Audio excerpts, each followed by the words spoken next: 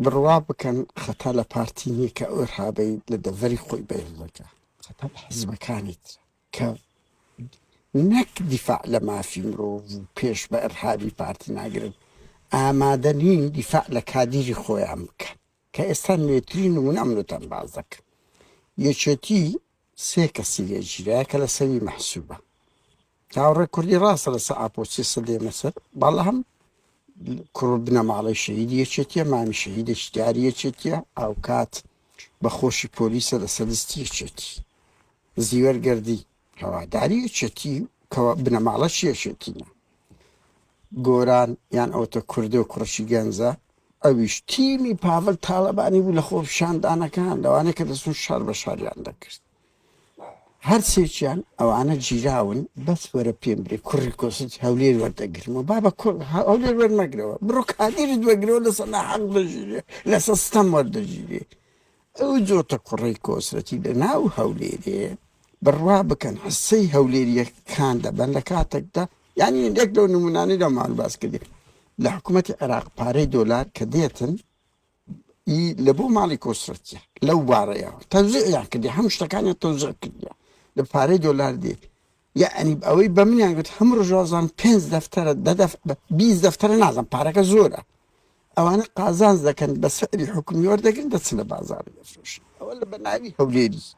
بەڵام کاچ خۆم کادری یەکێتی هەولێری زوڵمی لێ دەکرێت لۆن دیفاعی لێ ناکەی بەرپرسی مەڵبەن بەجددیمە تەلەفۆنتان لۆ دەکەم تەلەفۆنتان لۆ دەکەم دوو خەتی ئاپۆچی کاکە بە 35 ساڵە هەن لەو هەولێرەی وەرە 1000 شەهیدتان هەیە ئەو هەموو کادیرە جوانەتان هەیە لە هەموو شۆڕژێرەتان هەیە سێ کادیرتان نەک لە کوردستان لە ئەوروپای پێڕانەگەیاندیە جوم و زۆڵ و خەبات دژی پارتی بێچێتی بکات وەرە پێتان بڵێم زۆرترین کادیرین گۆ دەژیرێتن چەند جار خۆپیشاندانتان لۆیان کردیە بە خۆتان هەر بە خۆتان و کادیرە حزبی خۆتان دەزانم ینی لۆ باشوور دەکەن لۆ باکوور دەکەن لۆ ڕۆژ ئاوا دەکەن ئەس کاکە لەسەر باشوور نایکەن لە بۆ کادیری خۆتان نایگەن دەیان جار کادیرتان ژیرای و تاداتان دەکەم سێ خۆپیشاندانی خۆتان لۆ بڵاوکەن کاکە لە ئەولێرێ کورس کوردستان ناتوان خۆ سلێمانی دەتان لە سلێمانی ناتوان خۆ لە ئەوروپای پانیوەرینەی دەتوانن وەچیمە بستنە سەر نوێنەرایەتەکانیان پەیوەندی بە ڕێکخراوە دەوڵەتەکانیان بکەن دوو هێلکەی لە دوو مەسئولیان بدەن لۆ نایکەن یعنی لۆ کادیری خۆتان کاکە لۆ کادیری خۆتان یعنی بەجددیمە من یەکەم جار دەستم بە تەلەفۆن کرد لەسەر کادیری ئەوانە بوو تەفگەری ئازادی ئیدریس مەخموری بوو هەواڵ سەمیرە بوو تەحسین بوو کوڕەکەی بوو گەک دنیای کێ دەستم بە کەمپینێک کرد چووی مەسەر نوێنەرایەتی حکوومەتی ئێمە کاک بەختیار شێخۆی یعنی دەیانجن و جۆڵمان لێیان کرد بەس کاکە خۆ ناکرێ هەتا سەر خەڵ ئێمەمانان لە بۆ ئیسلامی دەگیرێ ئەمە دەچوین دەما کرد خەڵکی جێتی دەگیرێ خەڵچینەوەی نوێ دەگیرێ خەڵکی حزبەکان کە دەگیری ئەو حزبانە ژێی پاڵدەنەوە هیچ جم و جۆڵک نەکرێ فێرە مشەخۆریەکمان کردینە مشەخۆریەکمان کردینە کە ئەو بن بە دەرلەوە وەرە یەکێتی پەکەکە کاکە میدیایەکان نییە سارد و سڕ بڕوا بکە لە بۆ ئەو نییە میدیای ئەو دوو یەکێتی وەخت خۆی بەناوبانگ بوو بە میدیا ئێستا میدیایەکی مردۆخ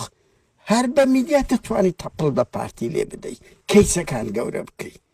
ئەو هەبوو کەس بەقەدەر ئاپۆچیەکان